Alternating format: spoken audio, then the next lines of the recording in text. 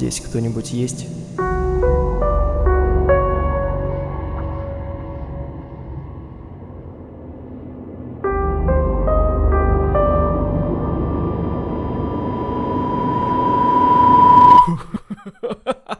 Ну, конечно, никого нет.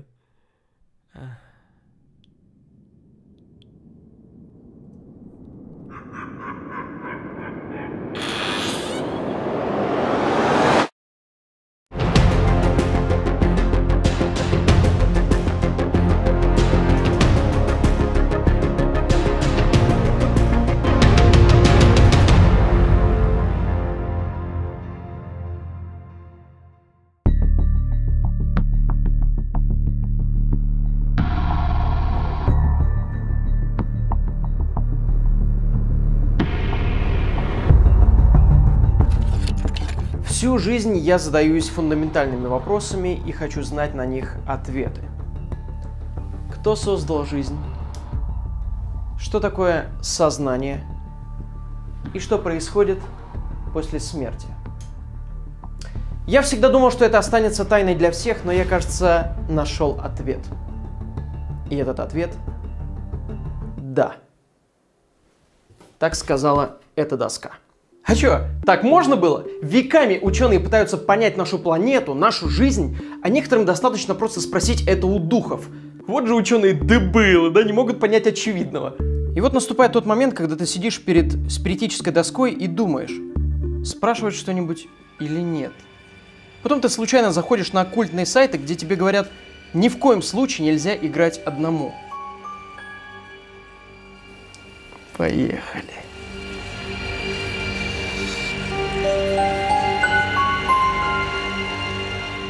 Вы, как и большинство русскоговорящих людей, знаете об этой страшной доске из фильмов или интернета.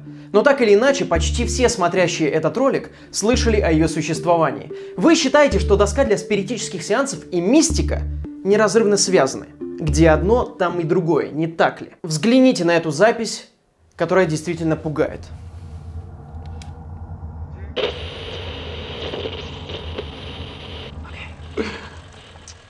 Is there anyone here with us? Are you? No. Are you touching? Are you? No. That's crazy. What is your name? Z? Oh. Is your name Zozo? Zozo. Zozo the clown. That is so creepy. What the? Monica, what are you doing? Hey! Monica, what are you doing? Oh my god, Monica.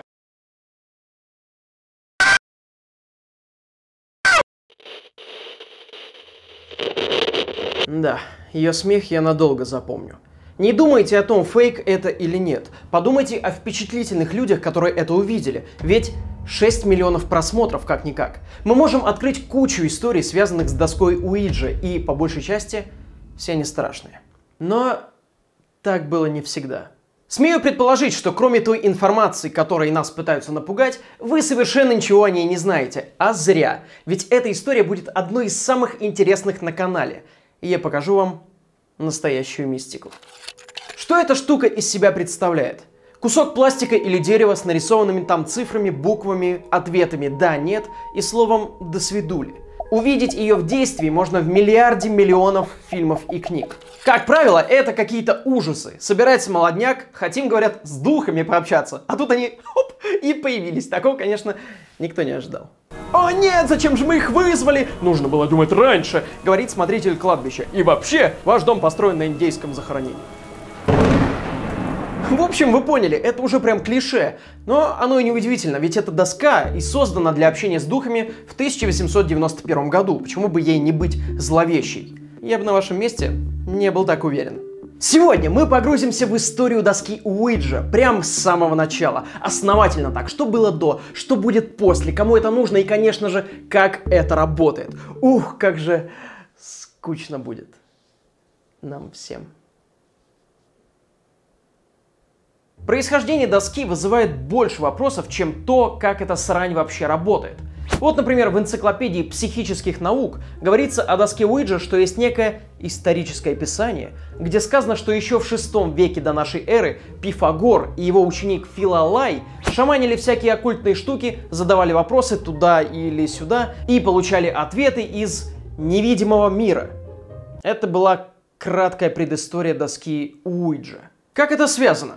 Я бы спросил у духов, но не буду, так как все лежит на поверхности. К сожалению, этот исторический документ просто бурная фантазия автора. А Филолай родился спустя много лет, как Пифагор умер. Хотя, может, он его с того света обучал. Мы не будем исключать поехавшие варианты. Но дело-то в том, что испокон веков люди действительно пытались как-то общаться с нематериальным. Но напрямую связывать это с говорящей доской просто тупо. Затем можно увидеть версию, что этот тренд пошел из Китая, где еще в V веке использовали планшет для вызова туалетной богини Цуку. Не спрашивайте, это китайская мифология. И да, там были туалетные боги и демоны. Дерьмодемон! Позже, уже к XIV веку, это переросло к общению с уже разными богами и гаданию. Называлось это Фу-Чи или Фу-Дзи. Служила доска для разрешения каких-то вопросов, написания текстов. И была еще одна очень странная цель у этого – попросить лекарства. Когда ты не знаешь, что болит, ты спрашиваешь у духов, как тебя лечить. В жопу науку! Ох, что это народной медицины. Если бы сейчас такое продавалось в аптеке, бабушки бы последние деньги отдали. Но реально ли это работало? Происходило все следующим образом. 3 или 4 человека стоят около планшета с песком, двое держат палку специальную и калякают на песке всякие буквы. Разумеется, не договариваясь, так как одержим только один из них, а второй просто поддерживает. Один человек смотрит, что они написали, и записывает это на листке. Первое слово из предсказания готово, осталось стереть и написать новое. Это был как бы контакт людей с духами и богами. Они спускаются и пишут на песке. Это если очень поверхностно. Отдаленно, конечно, напоминают вот эту штуку по концепции. Но это ведь просто попытка найти начало истории Уиджа. И иногда, как, например, сейчас, это заходит слишком далеко. А далеко ходить не надо, ее реальная история не так уж и стара.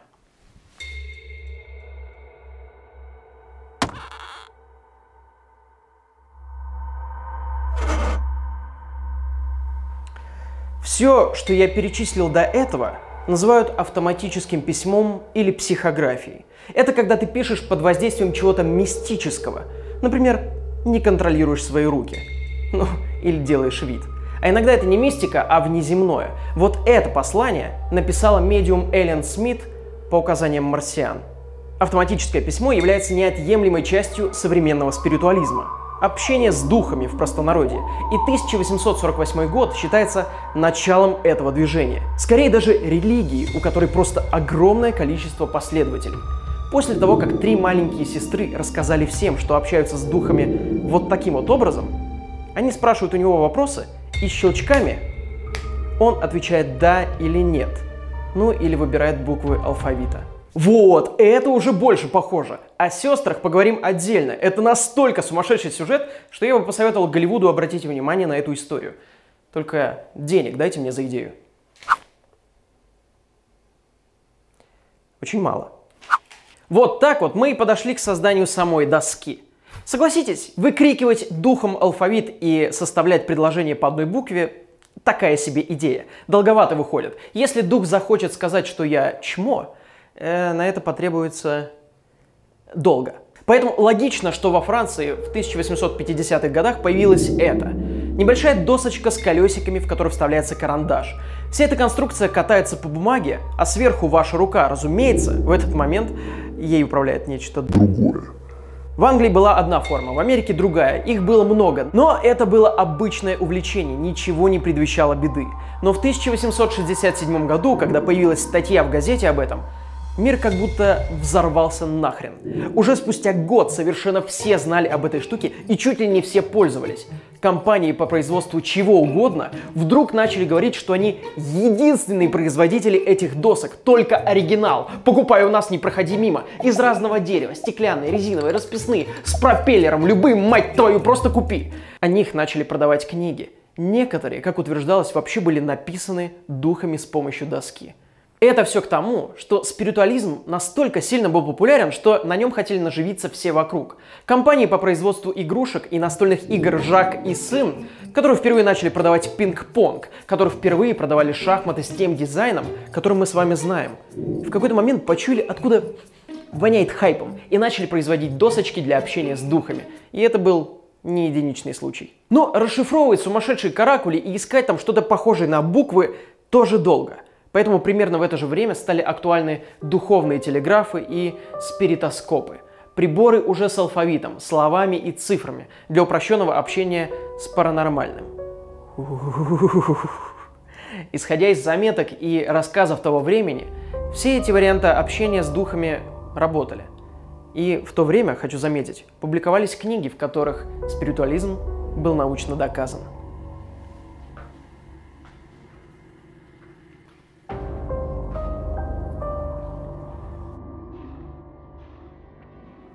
В 1886 году в газете изобразили новую говорящую доску. Продавец удобрений Чарльз Кеннард увидел это, рассказал своему знакомому, и он ее запатентовал. Его звали Элайджа Бонд, и посмотрите на его могилу. Очень стильно, кстати. Так, в 1891 году появилась доска Уиджа, которую мы с вами знаем. Дела шли так хорошо, что всего спустя год с начала продаж они открыли 7 заводов по изготовлению. Деньги мутятся, духи крутятся. И именно эти доски оставили огромный след в истории. Сейчас многие их коллекционируют, а в Америке даже проходил фестиваль, посвященный говорящим доскам. Кто-то из них просто коллекционер, кто-то развеивает мифы о них, а кто-то использует по прямому назначению – общению с паранормальным. Если на фестиваль не заглянул ни один дух, то вся эта идея просто говно.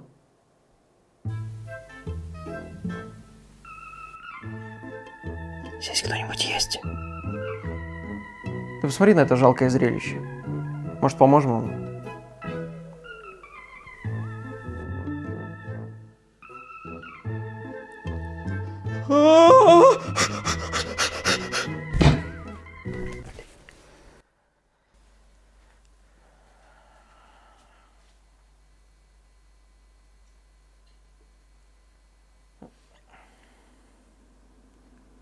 А чего ты ожидал?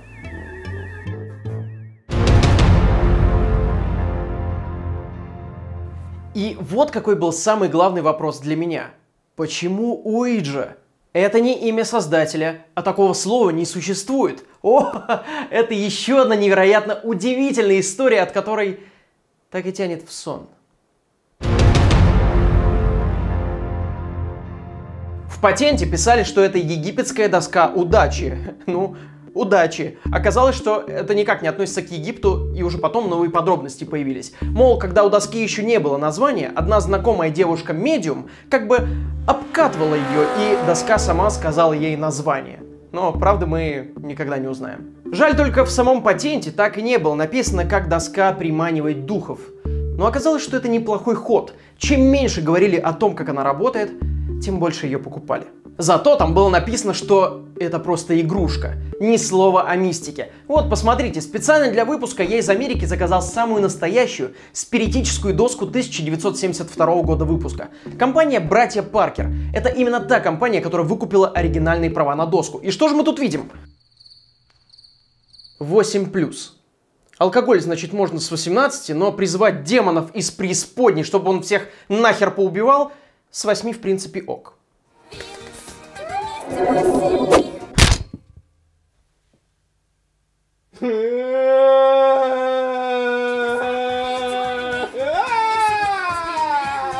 А все потому, что это было развлечением, увлечением, разумеется, средством заработка. И да, хоть некоторые служители церкви и говорили, что вызывать духов это нехорошо, но доска, в общем-то, не ассоциировалась с демонами и адом в то время.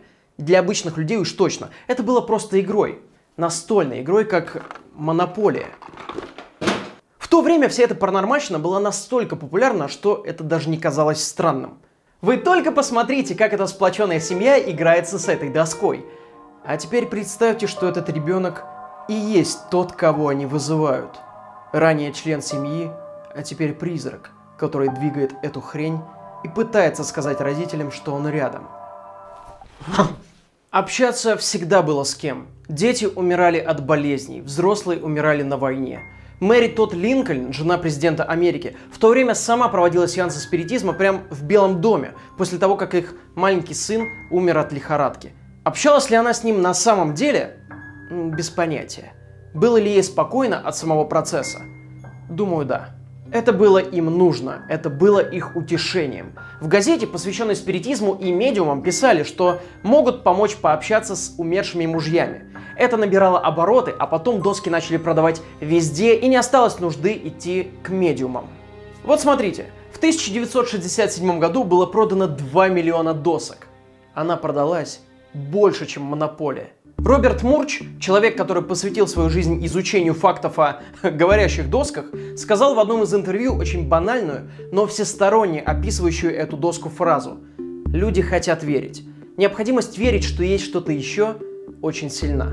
Да, именно эта необходимость людей верить во что-то снабжает меня контентом. И в этом нет ничего плохого, их можно понять. Но иногда вера в паранормальное заходит слишком далеко, и появляются вот такие истории.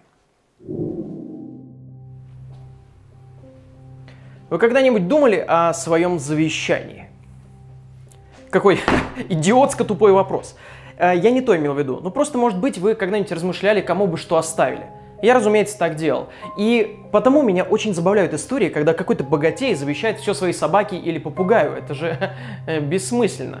Но в 1955 году произошло то, что переплюнуло эти истории. Хелен Доу Пек завещала свое поместье Джону Гейлу Форбсу.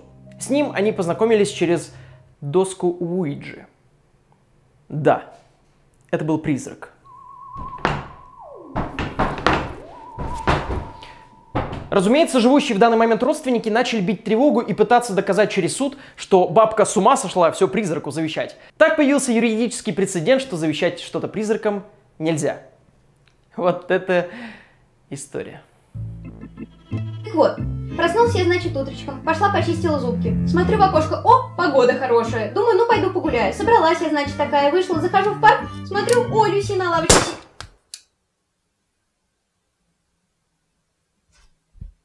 Ты меня вообще слушаешь?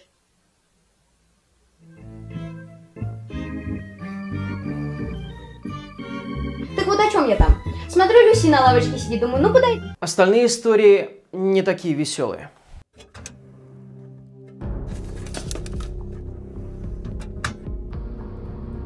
В 2007 году двое подростков пошли в торговый центр, купили доску Уиджи, а на следующий день они убили мать одного из них и 13-летнюю сестру.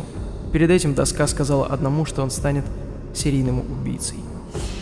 1987 год. Группа подростков поймала вьетнамского иммигранта Нгога Ван Данга, вырезали на нем крест и выстрелили в него 7 раз. Позже выяснилось, что они исполняли желание 10-летнего мальчика Дэвида, который был мертв и общался с ними через доску.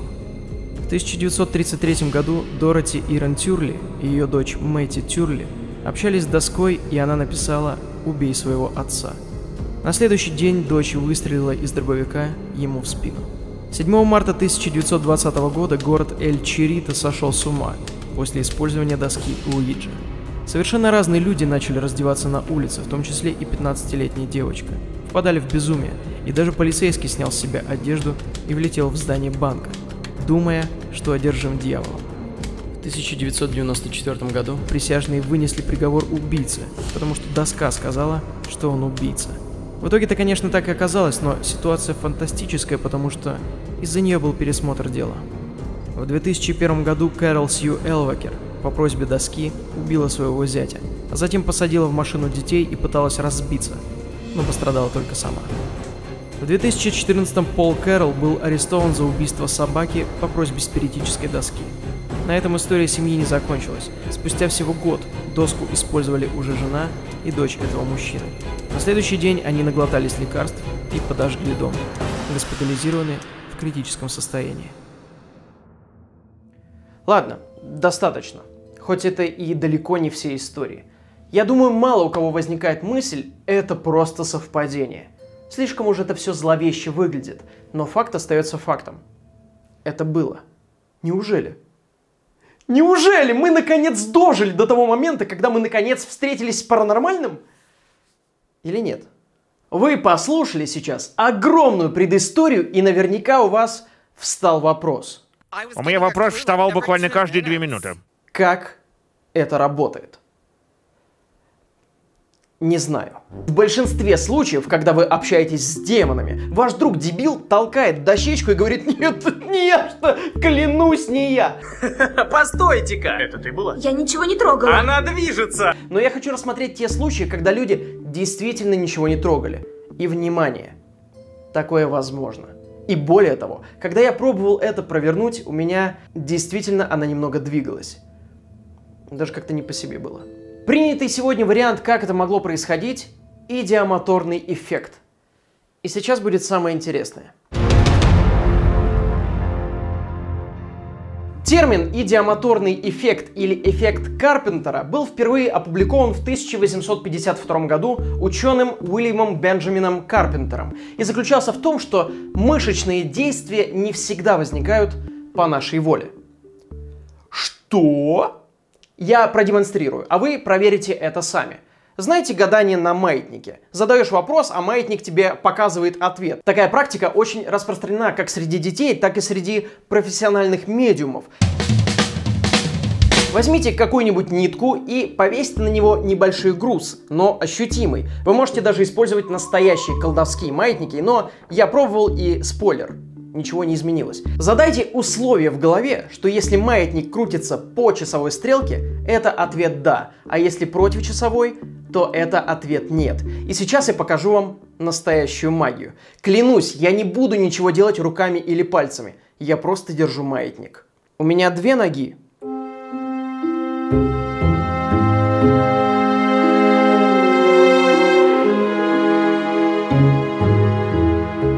Ответ, очевидно, да. Меня зовут Петя.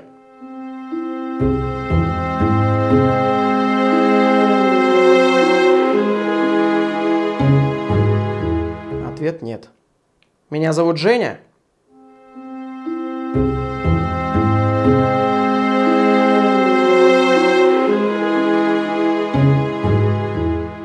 Грёбаное колдунство. Как, мать твою, эта срань знает ответы? Элвиса Пресли похитили инопланетяне?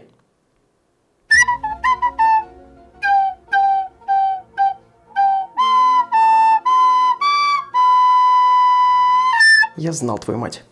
Я знал. Самое странное происходит, когда ты даешь указание качаться не по кругу, а вперед и в сторону. Подписчики недовольны, что нас долго не было.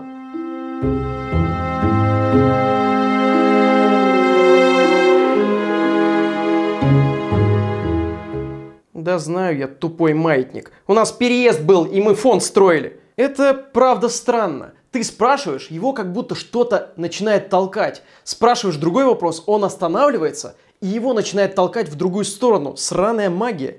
Мое обещание, что я не прилагал никаких усилий, вам ничего не даст. Зато вы можете убедиться в этом сами.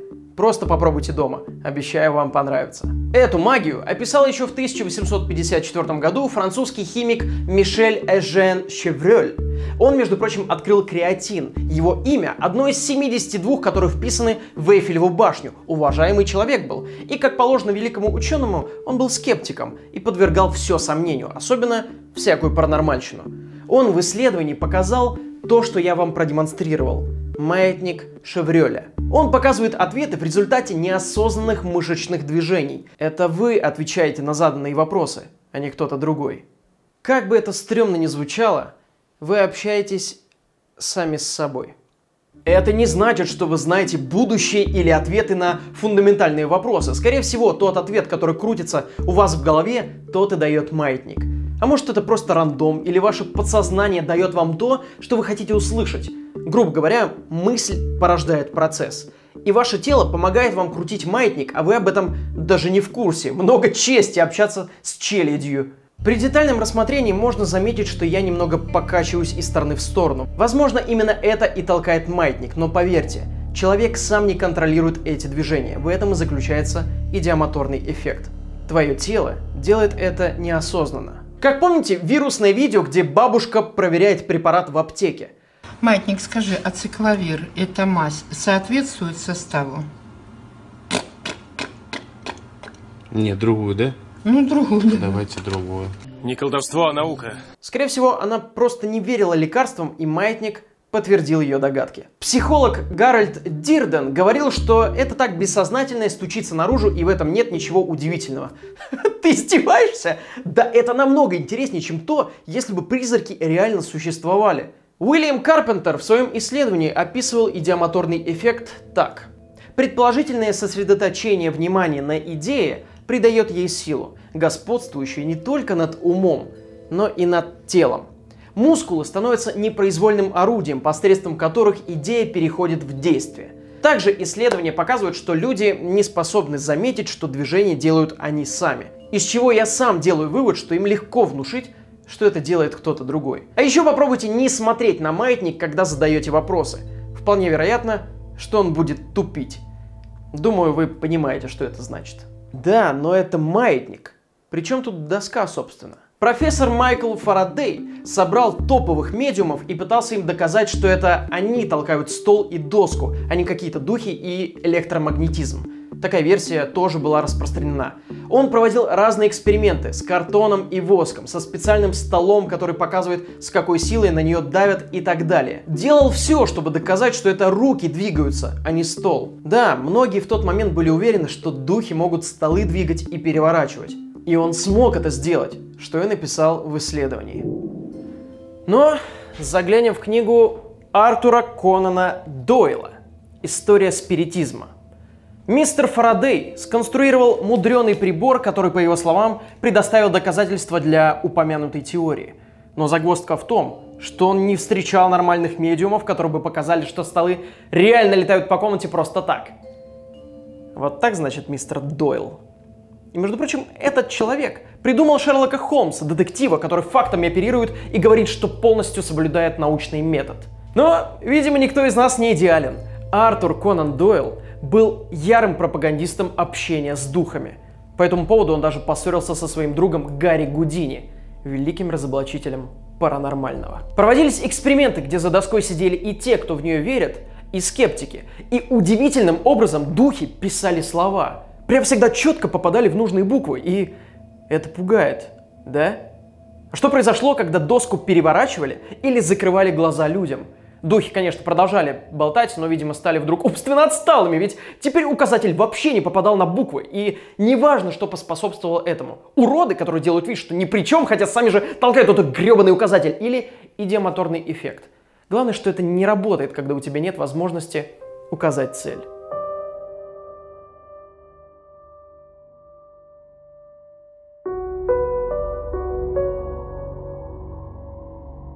Ради справедливости вы можете сделать данный эксперимент. Позовите друзей, сделайте доску из подручных средств, попробуйте связаться с духами при свечах, если не зассали. И вполне вероятно, что у вас получится. Потом сделайте то же самое с завязанными глазами, и можно еще доску чуть-чуть повернуть. Получится примерно следующее слово. Пыртнсмуфн. Что означает, что никакие духи в данный момент с вами не общаются. И что-то мне подсказывает, что название для доски действительно было придумано именно так. Также один из экспериментов с помощью отслеживания движения глаз выявил, что когда слово на доске начинает формироваться, то люди, сами того не замечая, посматривают на возможные буквы, которые будут дальше, и двигают туда. Идея действия. В общем, я что хочу сказать. Спиритические доски — это очень интересно. Но они были демонизированы после многочисленных фильмов, где они использовались, и это заканчивалось плачевно. Дело в том, что это просто выдумка режиссера. Эти доски, как я уже говорил, использовались для развлечения по большей части. Даже как повод некой близости людей. В одном из оригинальных патентов было написано, что, возможно, вы сами это делаете. А может быть и не вы. Только вы, конечно, должны понимать, что не должны использовать доску, если она приводит вас в панику. Я думаю, это чревато какими-то проблемами, которые не связаны с духами. Ведь я уже рассказывал о печальных историях, в которых доска Уиджи была замешана. Да, кстати, о тех случаях. Это все очень зловеще звучало, но на деле это не договорки. Попытки оправдать себя, массовая истерия, самовнушение и так далее. Каждый из этих случаев никак не связан с мистикой. Но если среднестатистический человек увидит пост с подборкой этих историй, он не станет разбираться. Вспомните челлендж Чарли, который был так популярен на ютубе. Многие, пока не узнали, что карандаш дает ответы только потому, что вы на него дышите, действительно боялись. Так можно ненароком и в паранормальное поверить, как это делали люди в разные эпохи. Например, Перл Кюррон писала стихи и романы и заявляла, что их пишет другая писательница из 17 века через доску. Разумеется, такие заявления быстро набирают популярность, особенно в то время. И все, люди начинают это пародировать, и чем больше таких историй, тем популярнее доска. А на самом же деле, разумеется, это была мистификация. Джон Никел, исследователь паранормального, поднял архивы и выяснил, что стихи постоянно менялись и исправлялись перед финальной публикацией. Наверное, дух был очень привередлив к себе. А еще стиль написания не соответствовал 17 веку и еще много всего. А давайте рассмотрим другую сторону. А должны ли мы отнимать веру в паранормальное у людей, которым это нужно? Эти доски производились кем попало, продавались на каждом шагу. Никто не понимал, как это работает, но были уверены, что если двигается, значит работает. И все это подавалось как развлечение для семьи. Хотя, безусловно, было множество тех, кто считал это очень серьезным делом. Но это сплочало людей, как хороший фильм вечерком. Да, не научно, но это разве проблема досок? В том, что доски сейчас ассоциируются с адом и демонами, нужно сказать спасибо режиссерам, которые сделали из этого страшную историю, тем самым все преувеличив. Не поймите меня неправильно, я обожаю ужасы, но реальная история хоть и скучнее, но милее. Представьте сюжет. Женщина теряет мужа на войне. Она не может без него жить, решает покончить со своим существованием. Но видит на улице вывеску, что продаются доски, которые помогут общаться с умершими. Она покупает ее. Приходит домой, и она работает. Она думает, что она работает. Свои движения по буквам она интерпретирует как слова мужа, и ей от этого легче. Она начинает нормально жить, иногда общаясь с ним по вечерам. Это ее вдохновляет. Она начинает писать книги, и после ее смерти они становятся бестселлерами. Миленько, да? Сам придумал. Такое я бы посмотрел, а не однотипное кино про вызов духов с открытой концовкой. А фильмы продолжают пытаться нас напугать. Но это основной источник наших знаний про доску Уиджа. Мы видим, что кто-то начал сеанс, а уже потом, когда доска остается одна в темной комнате, она начинает сама писать слова. Вот это реально трудно было бы объяснить с научной точки зрения. А нужно ли, если этого в реале никогда не случалось? В этом-то и смысл, когда ты убираешь руки с планшетки, духи сразу затыкаются нахрен. Очень подозрительно. По заверениям медиумов, они могут поднять в воздух вещи, опрокидывать столы, а вот сами передвинуть 100-граммовую досочку не могут. Слабаки сраные. Особенно все это стало трендом после невероятно успешного фильма «Экзорцист», где использовалась доска Уиджа. Все в мире узнали о существовании доски, и, разумеется, появились сообщения, что все это реально. Демон, сатана, доска пыталась меня убить, помогите! Грубо говоря, за ночь доска Уиджи из игрушки превратилась в орудие дьявола. Постоянные зрители моего канала знают, что это классическое поведение. Если что-то паранормальное появляется в СМИ, то это как снежный ком. Этим же можно объяснить страшную видеозапись, которую я показал в начале. Я бы мог сказать, что упоминание демона Зозо из доски Уиджа не было до 2009 года, пока какой-то чувак не рассказал о нем на сайте страшных историй. Я бы мог сказать, что в истории постоянно менялись подробности, отсутствие доказательств, и глупые отмазки делают из нее очередную крипипасту, которую расфорсили как какого-нибудь Слендермена. Но это тоже слова. Мне удивительно, что никто во всем интернете не додумался до того, что я сейчас скажу. Экспресс топ-секрет в топ-секрете. Новый уровень. Фильм про эту историю вышел в 2012 году. В самом начале показали это видео и сказали, что основано на реальных событиях. Заходим на официальный Facebook этого фильма и видим сообщение, что идут съемки. Но это было в 2010 году, спустя месяц после того, как выложили видео на YouTube. Может быть, это рекламная кампания фильма? Недостаточно доказательств. В видео люди дают понять, что девушку, которая упала, зовут Моника. Что мы знаем об этом? На запрос Моника и Зозо мы рано или поздно натыкаемся на Facebook некой Моники Олив, актрисе малобюджетных хорроров. Промотав ее ленту, мы натыкаемся, что она ходила на первый показ фильма Зозо. Она намекает на то, что мы можем его скоро увидеть, и предлагает посмотреть вступительный клип фильма. Переходим по ссылке. Это тот самый ролик с Ютуба. Круг замкнулся. Это просто часть фильма. Только что я потратил несколько минут вашего времени впустую.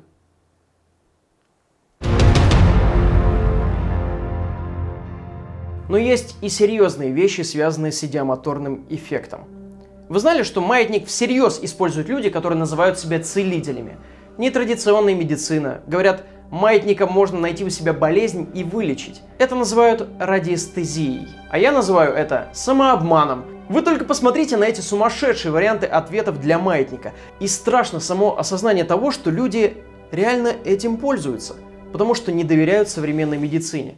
Да, она не идеальна. Но всяко лучше, чем лечить подручными средствами то, что сам нашел с помощью маятника. Так и откинуться можно. Доктор, скажите честно, у меня что-то серьезное.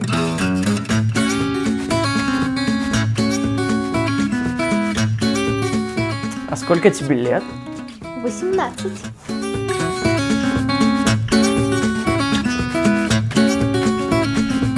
Гони бабки, мразь!